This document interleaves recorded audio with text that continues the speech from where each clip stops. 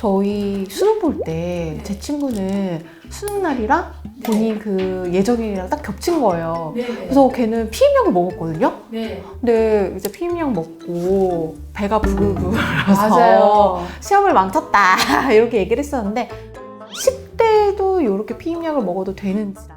그게요, 또 요즘은 정말 이제 똑똑하셔가지고 인터넷을 다 찾아보고 오셔서 생리를 더 땡겨서 하겠다.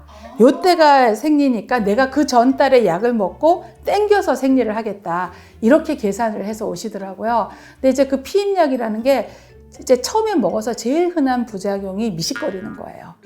11월에 보면 9월 달부터 먹어봤어야 돼요. 9월부터 먹기에 좀 부담된다면 적어도 한 달 전부터 약을 먹어서 생리를 10월 말에 생리를 하는 거죠.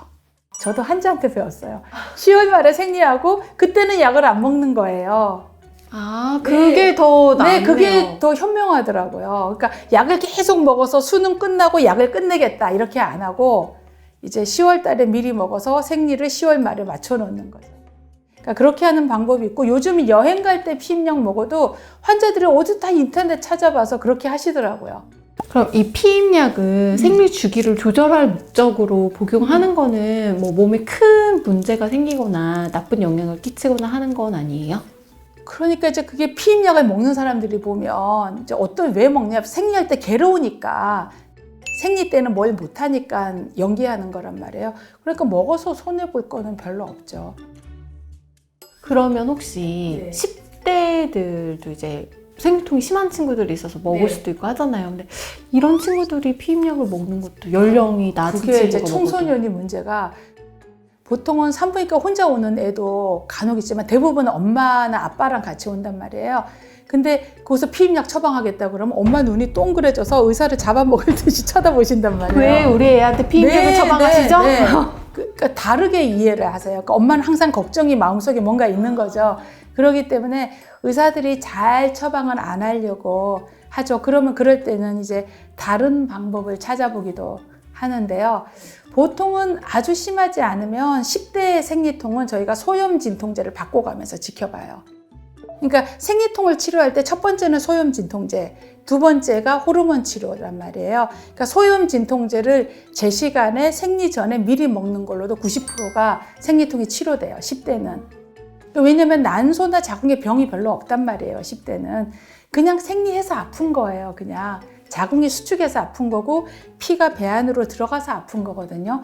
그러니까 소염 진통제를 제 시간에 잘 먹는 거 이게 제일 중요해요. 그리고 요즘은 앱이 너무 좋아요. 생리 앱. 생리 앱을 딱 하면 생리하기 전이 나오거든요. 그럼 그때 알람을 딱 해놓고 생리하기 3일 전부터 약을 먹는 거예요.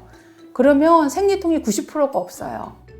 10대는 그렇게 하고 근데 이걸로도 안 되는 친구가 드물게 있거든요. 그러면 이제 그렇게 이미 6개월을 해봤기 때문에 그런 분에게는 이제 황체 호르몬 치료로 넘어가자 그러면 잘 수긍이 되죠.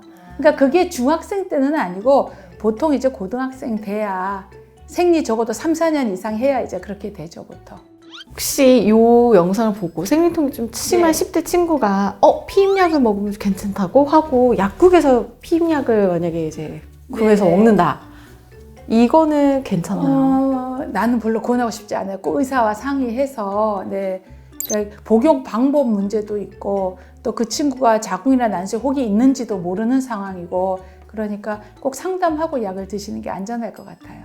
그러면 이렇게 좀 이제 자립심 강한 우리 10대 친구가 이 영상을 보고 산부인과를 찾아가서 처방을 받아서 먹고 있었어요. 근데 부모님한테 말을 안 한 거죠. 근데 부모님이 이 피임약을 발견을 했네요? 이런 경우도 있을 수 있을까요? 그렇죠. 그럴 수 있죠. 근데 저는 그거는 어머니께 당부드리고 싶어요. 따님이 왜 먹었는지는 물어보셔야 돼요. 어머니 생각으로 화를 내시면 안 되는 거거든요. 따님이 왜 그거를 먹게 됐는지를 먼저 차분하게 물어봐야 되고 병원에 와서 의사에게 화를 내시면 안 돼요. 다 이유가 있는 거니까. 저 화내는 엄마들 많이 봤거든요. 그럼 뭐 전화로도 막 항의하세요. 실컷 얘기를 듣고 가셨어요. 한 30분 이상 얘기 듣고 가셨는데 집에 가서 또 전화하세요. 화가 안 풀려서. 따님의 치료를 엄마 입장에서 왈가불가 안 했으면 좋겠고 그런 어머니들은 저희가 진료실 못 들어오시게 해요. 따님만 들어오시게 해요. 그러니까 소아과인 줄 알고 엄마가 따라 들어와서 엄마가 막 다 얘기해 버리거든요. 그러면 저희는 이제 딱 차단하죠. 미성년자지만. 피임약이라고 화낼 건 아니까 피임약 좀 미워하지 않았으면 좋겠어요.